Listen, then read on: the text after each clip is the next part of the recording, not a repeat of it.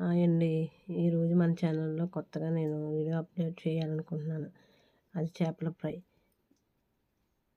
ముందుగా మనం ఉప్పు, కారం, మసాలా తీసుకుని శుభ్రంగా కడిగి ఉంచుకున్న చేప ముక్కలకు ఆ ఉప్పు, కారం పట్టించి ఒక 10 నిమిషాల పాటు అలా మ్యాగ్నేట్ చేసి ఉంచాలి. ఉంచిన తర్వాత లోతైన పాన్ తీసుకుని దాని మీద ఈ ఉప్పు, కారం పట్టించిన చేప ముక్కలు నూనె పోసి వేయించుకుంటూ ఉండాలి. అటు ఇటు తిప్పుతూ ఉండాలి. ముక్క అడుగంటకుండా చూసుకోవాలి.